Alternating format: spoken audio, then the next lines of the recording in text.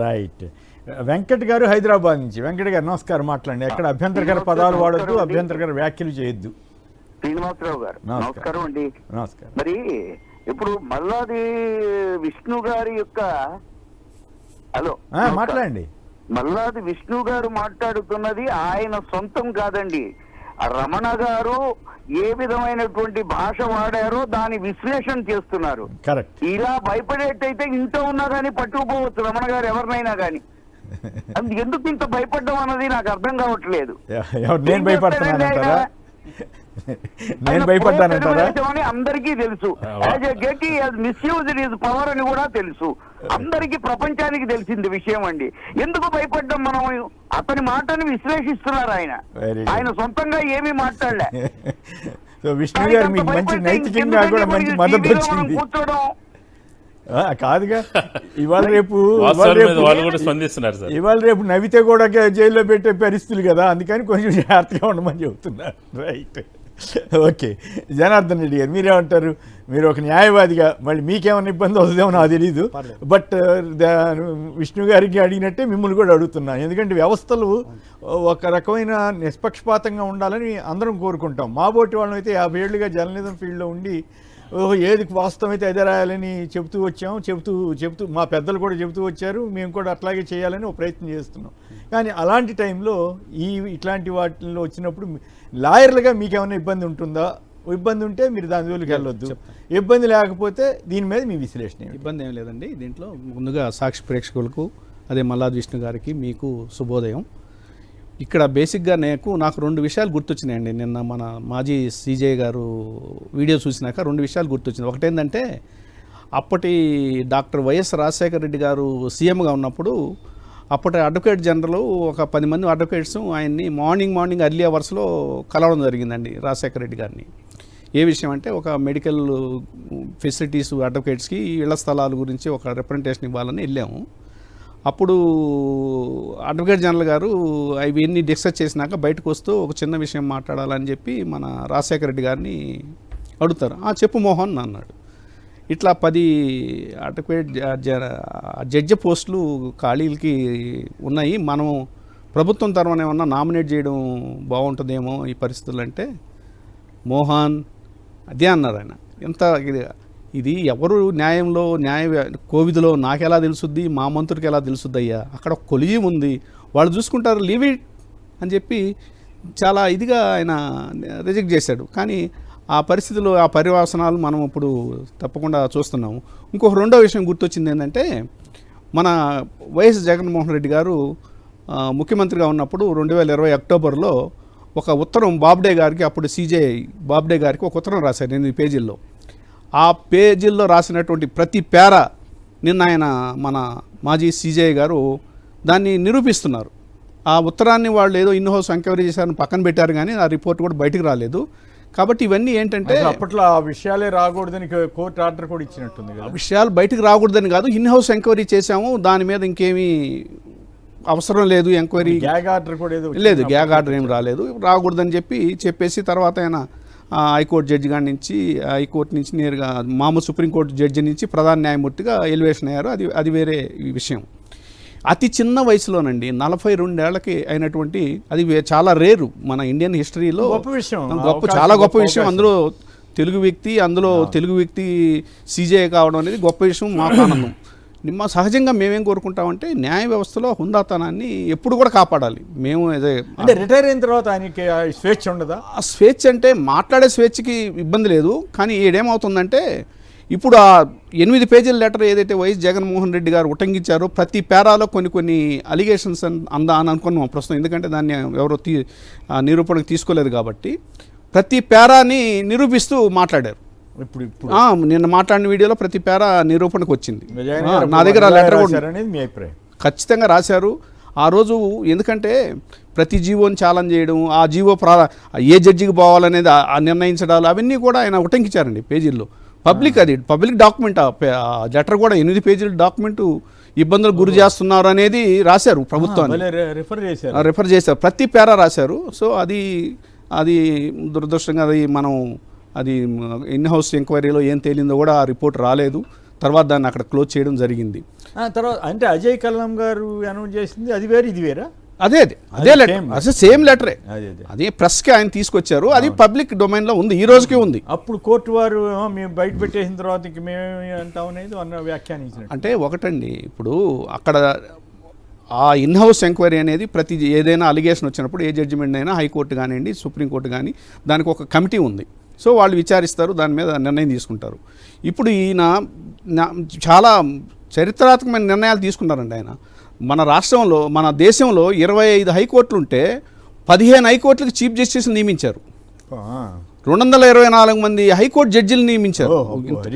Record Guinness చాలా చాలా ప్రక్రియలో చేశారు. నేను కూడా ఇక్కడ హైకోర్టు ఆయన జడ్జి గారు ఉన్నప్పుడు చాలా కేసులు అప్పేర్ అయ్యాను. చాలా సరళంగా ఆయన ఏమన్నా అంటే ఎందుకయ్యా ఇంగ్లీష్లో తంటాలు పడతారు, తెలుగులో చెప్పండి అని చాలా సరళంగా మాట్లాడేవారు. కానీ నిన్న దురదృష్టకరం ఏంటంటే ఈ ఏదైతే మేము కూడా అనుకుంటాం అలాంటి మాటలు మాట్లాడకుండా ఉండాల్సిందని, సో అది ఆయన విజ్ఞతకే వదిలేస్తుంది. అంటే మిగతా ఇప్పుడు స్కిల్ స్కామ్ ఉంది, ఆయన నమ్మట్లేదా? 2 మార్గదర్శి డిపాజిట్ల కేసు ఇంకోటి ఉంది, ఆయన నమ్మట్లేదా? అట్లా బహిర్గతంగా ఇప్పుడు ఇట్లా చెబితే అట్లాగే అమరావతి ఉద్యమానికి సంబంధించి ఆయన చేసిన వ్యాఖ్యలు అంటే ఇవన్నీ సమాజాన్ని ప్రభావితం చేయవా ఆయన అట్లా మాట్లాడితే? ఖచ్చితంగా అండి ఇలా మాట్లాడకుండా ఉండాల్సింది. ఎందుకంటే ఆయన ఇంటర్నల్గా ఏదన్నా అభిప్రాయాలు ఉంటే ఆయన మనసులో ఉంటే అది వేరే విషయం. నిర్బంధం అనే ఒక పదం వాడారండి స్కిల్ స్కామ్ కేసులో చంద్రబాబు నాయుడిని. నిర్బంధం కాదండి, అది అరెస్ట్, లీగల్ అరెస్ట్. ఎందుకంటే ఆ కేసు పెట్టింది అప్పుడు ప్రభుత్వం కాదు, జగన్మోహన్ రెడ్డి ప్రభుత్వం కాదు, అది జిఎస్టీలో వాళ్ళు దొరికారు పక్కాగా. వాళ్ళు ఆ జిఎస్టీ ఇన్వాయిస్ ఏదో పెట్టారో ఆ ఫేక్ ఇన్వాయిస్ పెట్టి ఈ 328 కోట్లు వాళ్ళు ఎన్కాష్ చేసుకున్నారు. ఆ ఏదైతే 14 సార్లు అప్పటి సీఎం చంద్రబాబు నాయుడు గారు సంతకాలు పెట్టి 90% కంట్రిబ్యూషన్ రాకుండానే 10% కంట్రిబ్యూషన్ అధికారులందరూ అబ్జెక్ట్ చేసినా కానీ దాన్ని ఏకపక్షంగా ఆయన నిర్ణయం తీసుకొని దాన్ని రిలీజ్ చేయడం అనేది ఈ రోజుకి కూడా ఆ విషయం చంద్రబాబు నాయుడు ఎక్కడ మాట్లాడరండి. ఆ స్కిల్ స్కామ్ కేసు ఎక్కడ మాట్లాడరు, మిగతా విషయాలన్నీ మాట్లాడతారు స్కిల్. ఎందుకంటే దాంట్లో పక్కా అన్ని ఛార్జ్ షీట్కి అంటే దాంట్లో అన్ని ఎవిడెన్స్ ఉన్నాయి. ఈరోజు అది క్లోజ్ చేశారనుకోండి, అది మిస్టేక్ ఆఫ్ ఫ్యాక్ట్ అని చెప్పి క్లోజ్ చేశారు. అది దాంట్లో కొన్ని అరెస్టులు కూడా జరిగాయి. విచిత్రం ఏంటంటే అదే అరెస్టులు కూడా వైజాగ్లో జరిగినాయి. స్టేట్ గవర్నమెంట్ కొంత చేశారు, కానీ విచిత్రంగా దాన్ని ఈ మధ్య క్లోజ్ చేసుకోవడం జరిగింది. కానీ ఆ విషయం మాత్రం ఎక్కడ లీగల్ ఫైట్ జరుగుతుందని చెప్తున్నారు. అంటే అది ఇప్పుడు ఎప్పుడు లీగల్ ఫైట్ జరిగినా ఏం జరిగినా కానీ ఈ ప్రభుత్వం ఉన్నంత వరకు దానికి మనం ఆశించలేము. తర్వాత అది ఎక్కడికి పోదండి, క్లోజ్ చేసినా కానీ ఎక్కడ పోదు. క్రిమినల్ ఇది అనేది ఎప్పుడు లైవ్లో ఉంటుంది, ఎప్పుడైనా దాన్ని చేసుకోవచ్చు. ఇంకొక చిన్న విషయం మర్చిపోతున్నారు, ఈ మార్గదర్శి విషయంలో ఏదైతే 45S అనే ఒక ఆర్బీఐ దాన్ని వైలేట్ చేశారో, డిపాజిట్స్ హెచ్యుఎఫ్లో హిందూ అర్బన్ దీని ఫ్యామిలీలో కలెక్ట్ చేయకూడదో, అది అన్డివైడెడ్ చేయకూడదో, దాన్ని చేయడం అనేది నేరం. ఆ నేరం విషయంలో రాజకీయ కాదండి, అది ఖచ్చితంగా అది అసలు ప్రభుత్వానికే సంబంధం లేదు. అది ఉండవల్లి అరుణ్ కుమార్ గారు మాజీ ఆయన ఎంపీ గారు తీసుకొచ్చినటువంటి కేసు. అది వారు ఏమంటారంటే రాజకీయ రంగంలో వేధింపులకు గురై 2 ఏళ్ల క్రిందట నిద్రలేని రాత్రులు గడిపిన మనోధైర్యంతో ఉన్నారని చెప్పి అది శైలజా కిరణ్ గారి గురించి మాట్లాడారు. తప్పు చేయకపోతే నిద్ర ఎందుకు పట్టదండి? నేను అదే ఏమి ఇబ్బంది అంటే లేదు సార్, తప్పు చేయకపోతే గుండె మీద అంటే తప్పు జరిగిందా లేదా అన్నది గౌరవ లీగల్ పండిట్స్ అందరికీ తెలుసు కదా. అరుణ్ కుమార్ గారు కూడా లాయరే కదా. ఇప్పుడు ఉండవల్లి అరుణ్ కుమార్ గారు రైజ్ చేసినటువంటి కంప్లైంట్ అది హైకోర్టులో ఎట్లా దాన్ని క్లోజ్ చేసుకున్నారు, మళ్ళీ అది సుప్రీంకోర్టుకి ఎలా పోయింది, తర్వాత రామోజీరావు గారు చనిపోయినాక దాన్ని ఎలా క్లోజ్ చేశారు, అవన్నీ ప్రజలకు పబ్లిక్ డొమైన్లో ఉన్న విషయాలు అవన్నీ. కానీ మన మాజీ సీజేఐ గారు అది ఉటంకించి ఉండాల్సింది కాదు. నిద్రలేని రాత్రులు గడపడం అంటే ఏం తప్పు చేశారనే కదా దాని అర్థం. ఎందుకు నిద్ర పట్టదు? మీరు తప్పు చేయకపోతే మీకు ఎందుకు నిద్ర పట్టదు నేను అడుగుతున్నాను. రైట్. అయితే అంటే ఓవరాల్గా చూసినప్పుడు గౌరవ చీఫ్ జస్టిస్గా పనిచేసిన వారు ఈ రకంగా మాట్లాడటం కానీ ఇవన్నీ చూసినప్పుడు మరి జగన్ గారి ప్రభుత్వం మీద అనేక కేసులు వచ్చినాయి. ఇప్పుడు అనేక కేసులు అసలు ఆశ్చర్యం వేసేది, జీవో రావటం తెల్లారేసరికి జీవో రాత్రి మరి అసలు జగన్ గారు పడ్డ వేధింపుల గురించి ఆయన మీద పెట్టిన కేసులు ఇవన్నీ కూడా మరి ఈయన ప్రస్తావించి ఉంటే రెండు వైపులు ఇట్లా చేయొద్దు అని చెప్తే అది వేరే విషయం. కానీ అట్లేం అనలేదు కదా. మరి అవి అక్కడ కేవలం తెలుగుదేశం వాళ్ళకి సంబంధించి మాత్రమే మాట్లాడడం వల్ల నష్టం జరగడానికి నేను వ్యక్తిగతంగా నేను అభిప్రాయపడుతున్నాను. జగన్ గారికి ఇన్ని కష్టాలు రావడానికి ఆ రోజు రాజశేఖర రెడ్డి గారు ఆ నిర్ణయం తీసుకోకుండా జ్యుడిషియరీ వ్యవస్థలో ఆ వ్యవస్థలో మనం ఏలు పెట్టకూడదని అనకుండా ఉండుంటే ఇది వ్యవస్థలో ఈ పరిణామాలన్నీ వచ్చేవి కాదని నేను అనుకుంటున్నాను. న్యాయ వ్యవస్థ ఎబోవాలు ఉండాలి కదా. అదంటే ఇప్పుడు ఒక పౌరుల యొక్క ఒక హైకోర్టు కానీ సుప్రీంకోర్టు కానీ 5 రకాల అధికారాలు ఉంటాయండి. వాటికి ఏంటంటే habeas corpus, prohibition, quo warranto, certiorari, mandamus. ఈ 5 ఏంటంటే సామాన్య ప్రజలకి ఎప్పుడైనా కానీ అక్రమ నిర్బంధం జరిగితే దాని మీద హెబియస్ కార్పస్లో తీసుకురావడం అనేది అదేవిధంగా మా మ్యాండమస్ అంటే ఏదైనా ఒక తప్పుడు ఈ నిర్ణయం స్టేట్ అనేది ఎగ్జిక్యూటివ్స్ ఒక నిర్ణయం తీసుకున్నప్పుడు సామాన్యుడికి ఏదైనా ప్రాథమిక హక్కులు ఏదైనా భంగం కలిగితే తలుపు తట్టేసి కాన్స్టిట్యూషన్ కోర్ట్స్ ఇవి హైకోర్టు కానీ సుప్రీంకోర్టు కానీ. సో ఆ వ్యవస్థల్ని మనం టచ్ చేయకూడదు అనేది అప్పటి ముఖ్యమంత్రి గారి ఉద్దేశం. ఎందుకంటే రాజకీయ పరంగా నిర్ణయాలు జరుగుతుంటాయి, కొన్ని ఇబ్బందులు కలుగుతుంటాయి. కోర్టులు అనేవి ఆ వ్యవస్థ అనేది అత్యున్నతమైన వ్యవస్థ.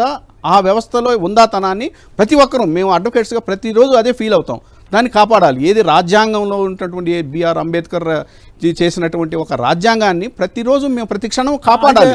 అంటే ఒకటి ఫైనల్గా చెప్పండి. ఇప్పుడు ఒక ఆయన చీఫ్ జస్టిస్గా పనిచేస్తూ తర్వాత రాజ్యసభ సభ్యులు అయ్యారు. అప్పుడు దాని మీద వాళ్ళు అక్కడ కాంగ్రెస్ వాళ్ళంతా చాలా తీవ్రమైన విమర్శలు చేశారు. ఈయన పదవులు ఏం తీసుకోలేదు కదా. పదవులు తీసుకోకపోయినా ఈ మాటల వల్ల ఈ విమర్శలు వస్తాయి. మరి అటువంటిప్పుడు ఒక చీఫ్ జస్టిస్గా రిటైర్ అయిన వాళ్ళు ఒక పార్టీలో చేరకూడదా, ఒక పార్టీకి మద్దతు ఇవ్వకూడదా? అంటే ఒకటండి, రాజ్యసభకు పంపించడం అనే దాంట్లో ఒక చిన్న క్లారిటీ ఉంది. రాష్ట్రపతి అంటే రాష్ట్రపతి దాని కానివ్వండి, ఎక్కడైనా కానీ ఏదైనా పార్టీ రికమెండ్ చేసినా కానీ వాళ్ళకి న్యాయ కోవిధులుగా ఉండి వాళ్ళకి ఇంత అనుభవం ఉంటుంది కాబట్టి రాజ్యసభలో వాళ్ళు ఉండడం అనేది ఒక ఉచితమైన స్థానం అని చెప్పి రిటైర్ అయినాక కొంతమంది జడ్జిల్ని తీసుకోవడం అనేది ఆనవాయితీగా వస్తుంది. అది దాంట్లో తప్పు పట్టాల్సిన అవసరం ఏమీ లేదు. కానీ రాజకీయపరమైనటువంటి స్టాండ్ తీసుకుంటే తీసుకోవచ్చండి. ఇప్పుడు ఏ మాజీ సీజే అయినా కానీ ఆయన ఈ వస్తువులు పొందకూడదండి. ఇప్పుడు ఏదైనా ఆయన పని చేసుకోవడం కాదు, రాజకీయంగా ఆయనకి ఒక కొన్ని ఉంటాయండి, కొన్ని ఫెసిలిటీస్ ఉంటాయి. ఆయనకు ఒక బాడీ ఇది కానీ ఒక అటెండర్ కానీ అవన్నీ త్యజించి నేను రాజకీయంగా నేను మాట్లాడదలుచుకున్నాను, ఒక పార్టీలో చేరడానికి తప్పేం లేదు. ఉన్నాయండి. ఆయనకు 2 ఏళ్ల వరకు కూడా అక్కడ సుప్రీంకోర్టు క్వార్టర్లో కంటిన్యూ కావచ్చు, అయిపోయినా కాకపోయినా కంటిన్యూ కావచ్చు. ఇవన్నీ ఉంటాయి. కానీ అలాంటి నిర్ణయాలు ఏదైనా తీసుకుంటే తప్పులేదండి. రాజకీయం అనేది అదే ముందు ఎవరైనా వచ్చారా ఎక్సెప్ట్ రాష్ట్రపతి ఉపరాష్ట్రపతి పదవులు వంటి వాటికి కొందరు ఇప్పుడు మొన్న సుదర్శన్ రెడ్డి గారు పోటీ చేశారు.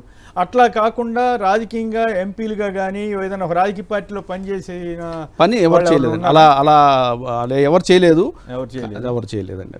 ఇదంతా కూడా ప్రజల ఆవేదన. ఒక రకంగా మనం ఒక పార్టీకి మద్దతుగాను వ్యతిరేకంగాను చేయటం కాదు, న్యాయ వ్యవస్థలో ఉన్న ప్రముఖులు ఇలాంటి వ్యాఖ్యలు చేయటం వల్ల వాళ్ళ మీద వచ్చే అనుమానాలకి వాళ్ళు ఆస్కారం ఇస్తున్నారు. ఇది ఎంతవరకు కరెక్ట్ అనేది వాళ్ళు ఆలోచించుకోవాలి. కరెక్ట్ అయితే తప్పేం కదా. నా స్టాండ్ ఇది అని చెప్తే కూడా వీ కెన్ అప్రిషియేట్. ఆయన ఓపెన్ అయిపోయారు, ఆయన ఇష్టం ఆయన అని చెప్పేసి మరి భవిష్యత్తులో ఏం చేస్తారో చూద్దాం.